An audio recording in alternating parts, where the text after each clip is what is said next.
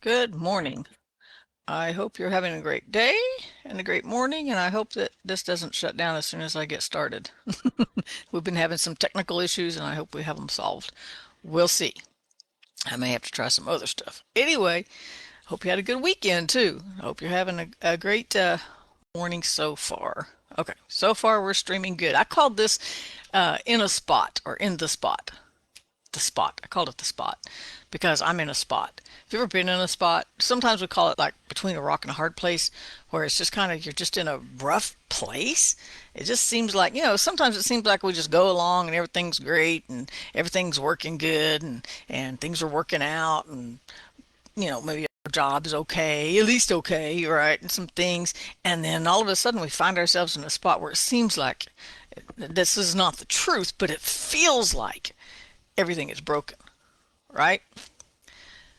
This does not show me a time. I hope this is I hope this is going, so because it doesn't show that I've got a time going. Anyway, okay, so sorry, I'm distractible and just I noticed the timer didn't start, so hopefully the timer is or hopefully it's working. Send me a message if you can see it, if you can hear it, if you can't.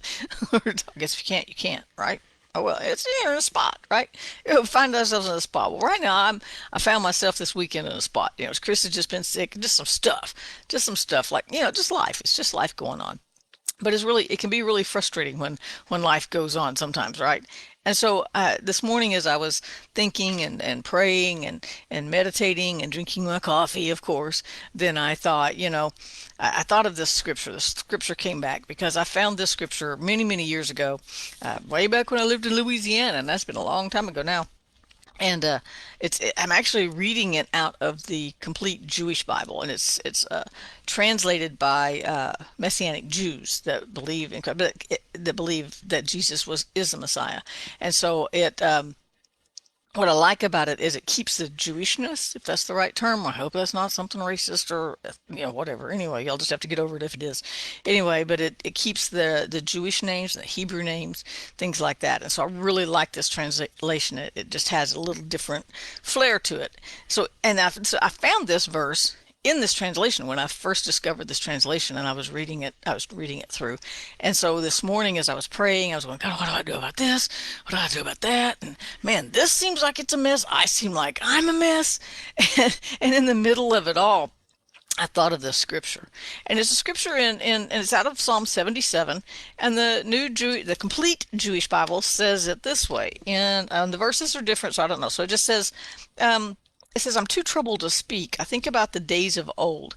I think about the years of long ago. In the night, I remember my song, and I commune with myself, and my spirit asks or inquires, will Adonai reject forever?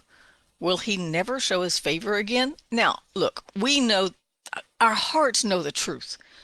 I know, and you know, that God hasn't pulled the plug on his grace. He hasn't stopped showing mercy, right? But sometimes it can feel like it. Don't tell anybody I said that. Sometimes it feels like he's just not listening.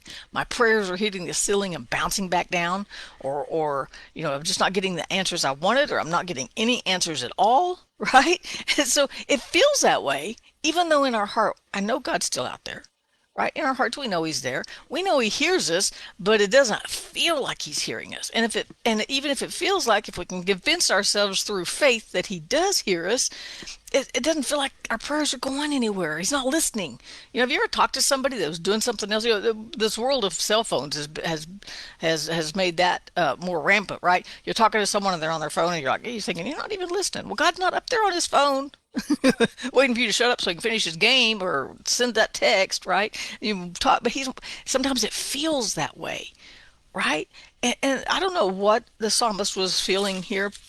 I don't even know who the psalmist was. Asaph, okay. And so, but it goes on. He says, "Will Adonai reject forever?" Well, we know God hasn't rejected us, but it can feel like he's ignoring us, right? He can feel that way. Then he goes on and says, has his grace permanently disappeared? Now, y'all, look, I don't know about you, but I find comfort finding that someone else is asking these questions and it's in the Bible, right? God didn't say, oh, take that part out. People aren't going to understand that. He left it in here, right? It's in the Bible, and somebody else is saying, has God's grace just stopped flowing? Because we feel those things and we think those things, but I grew up in a religion that didn't allow you to express those feelings because anything expressed like that was a lack of faith. No, and I look at it and go, that's not a lack of faith.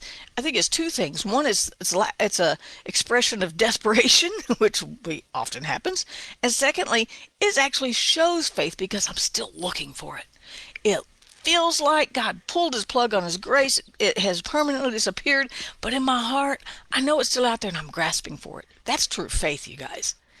Faith isn't confessing till you get a new house payment. I mean, till you get a new house and claim that God gives you a new house. Faith isn't claiming that you get a new car until you get that new payment. Because if God gives you a car, you ain't going to have a payment. That's just my opinion. Put a disclaimer on the bottom. But so it can, so true faith is going, I don't feel your grace. I don't even see you working in my life right this second, but I'm still looking for you.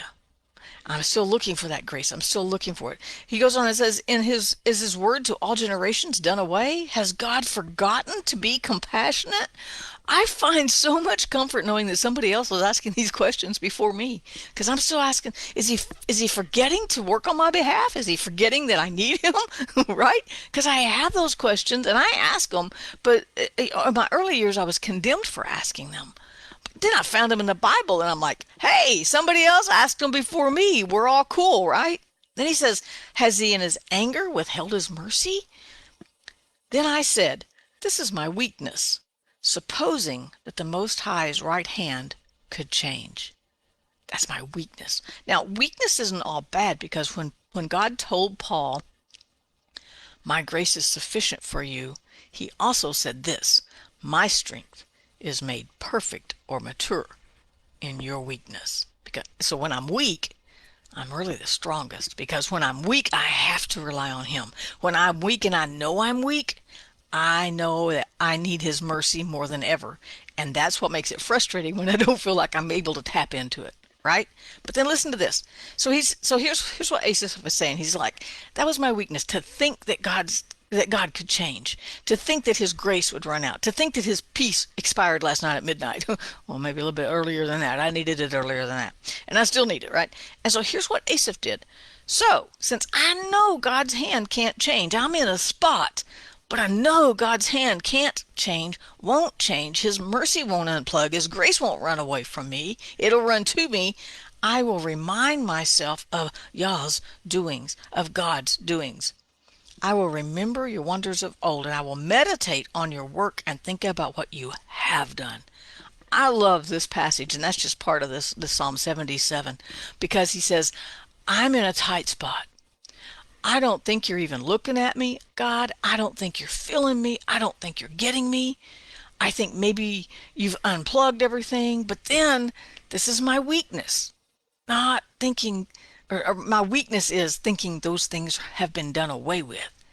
So he says, I don't see you doing anything right now, but what I want to do then is think of all the things you've done. And that's what I did this morning. I started thinking back because I couldn't find much that he was doing right this second, right? And it's not that he's not. It's just that we're blinded sometimes by our circumstances. We're blinded by by an overdrawn bank account. And we don't see God working, but he is working, right? We're blinded by, I don't know, maybe we lost a job. We're blinded by those. Our emotions get kind of fried and we don't know what to do. It's not that God's not still working. We just are blinded by our circumstances. We're blinded by our emotions. We're blinded by our feelings, right? And so I started reminding myself of the things I know God has done, right? I know he healed my uncle of leukemia. That's a miracle I know about. So I can still pray for a miracle because I know he did one, at least. I know of others. I know that he healed me in 1987. There was no answer for why I was sick, and there was no answer for why I started getting well. So I had to go back and say, I know that he's provided for me. I started thinking of instances where I knew it was God that moved and not something I did for sure, right? And as I began to remind myself of the things I knew I knew that he did do, right? Then my faith began to go, okay, then I know he's moving today, even though I don't see it, even though I don't feel it.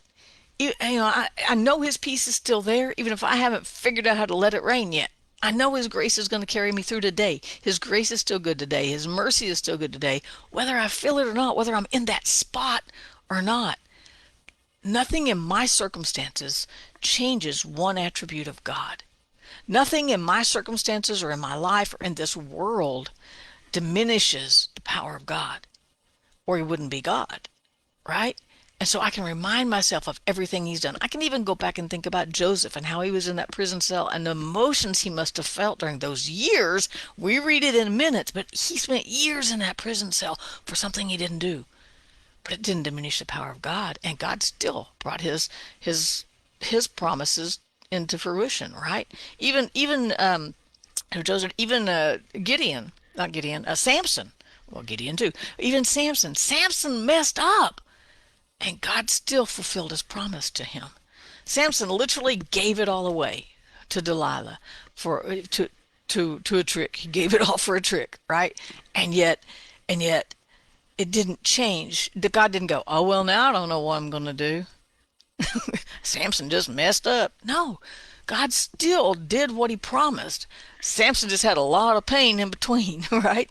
So nothing that happens here diminishes God's power, changes his purpose, makes his grace run out.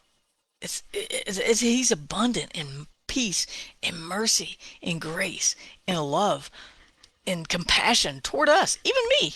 Who has compassion for me? I'm kind of a wild one, right? But God does.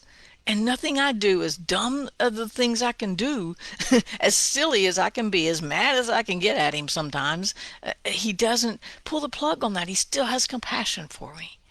And he still has compassion for you. And he still has a grace for today. And he still has left his peace here. The Prince of Peace left his peace here so we could experience it now and don't have to wait for everything till we're in eternity. Because we're already in eternity. I hate to break it to you, but that's another whole story.